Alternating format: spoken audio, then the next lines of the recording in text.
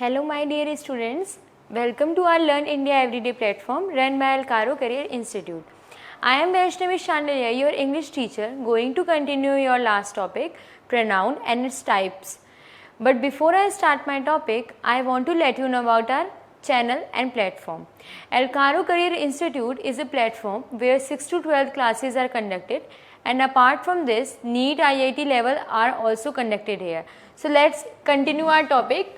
Types of noun pronoun हम लोग पढ़ रहे थे बच्चों, जिसमें हमने लास्ट टॉपिक में डिस्कस कर लिया था। लास्ट वीडियो में कुछ मैंने आपको प्रोनाउन ऑलरेडी बता चुकी हूँ, जैसे आपका डेमोन्स्ट्रेटिव प्रोनाउन हो गया एंड आपका पर्सनल प्रोनाउन था, इंटेरोगेटिव प्रोनाउन था, रिलेटिव प्रोनाउन था। आज हम बात जिसकी करने वाले हैं वो है आपका रिफ्लेक्सिव प्रोनाउन और एम्फेटिक प्रोनाउन। ये दोनों बेसिकली बच्चों थोड़े थोड़े सिमिलर होते हैं, बच्चों को इसमें कई बार कन्फ्यूजन होती है, इसलिए मैंने इन दोनों टॉपिक को साथ लिया है कि आपका कन्फ्यूजन क्लियर हो जाए। रिफ्लेक्सिव प्रोनाउन देखिए किस लिए यूज करते हैं। They are used as object of the verb when the action of the verb returns to the doer. The subject and object of the sentence are the same person. समझिए कि जब हम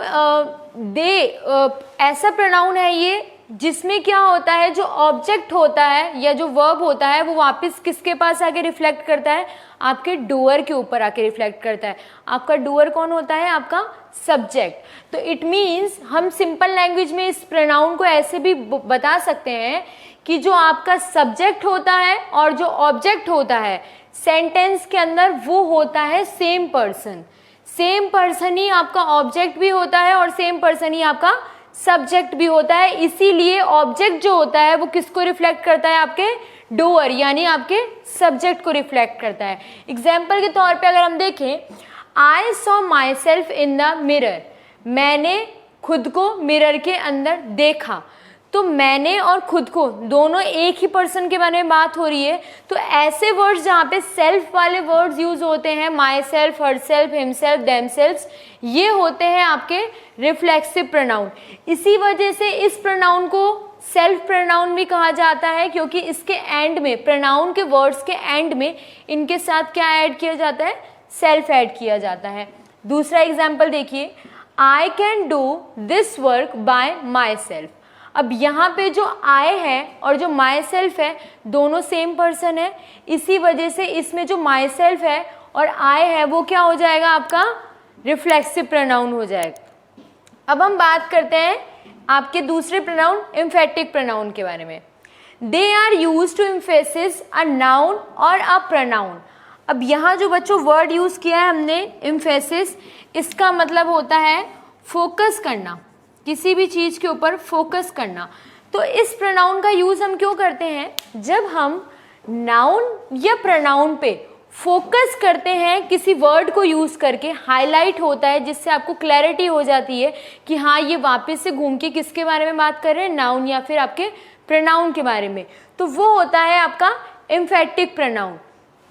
example समझिए, she herself open the door.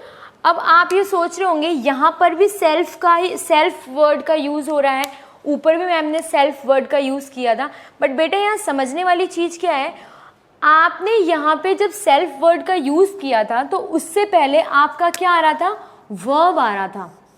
यहाँ पर भी देखिए आपने माई सेल्फ यूज किया, उससे पहले डू आ गया, कैन आ गया, वर्क आ गया, ये सारे आपके वर्ब्स आ गए। बट यहाँ अगर आप देखेंगे, she herself open the door, verb जो है बच्चों वो आपका किसके बाद आ रहा है, एम्फेटिक प्रोनाउन के बाद आ रहा है, उस वर्ड के बाद आ रहा है, उससे पहले नहीं आ रहा है। दूसरा एग्जाम्पल लीजिए, जो मैंने आपका ऊपर एग्जाम्पल लिया था सेम एज इट इज, उसको मॉडिफाई करने के लिए, क्लैरिटी करने के लिए मैंने लिया है।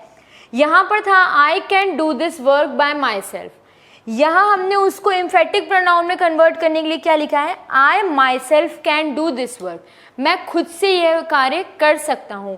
तो यहाँ पर आप देख सकते हैं, यहाँ पर हरसेल्फ जो था वो डायरेक्टली फोकस कर रहा था आपके प्रोनाउन शी पर, यहाँ पर जो माई सेल्फ है वो डायरेक्टली फोकस कर रहा है आपके प्रोनाउन आई पर। तो ये होता है बेसिक डिफरेंस आपका रिफ्लेक्सिव प्रोनाउन और एम्फेटिक प्रोनाउन में। रिफ्लेक्सिव प्रोनाउन में बच्चों हमेशा याद रखिएगा, जो आपका सब्जेक्ट होगा उसके बाद आपका वर्ब आएगा, उसके बाद आपका रिफ्लेक्सिव प्रोनाउन आएगा। बट एम्फेटिक प्रोनाउन में क्या होता है, पहले आपका सब्जेक्ट आता है, उसके बाद एम्फेटिक प्रोनाउन आता है, उसके बाद आपका वर्ब आता है। ये बेसिक डिफरेंस होते हैं आपके रिफ्लेक्सिव और एम्फेटिक प्रोनाउन में। I hope you will all understand my topic with clarity. Thank you so much for your precious time. We will continue our topic in next video. Thank you.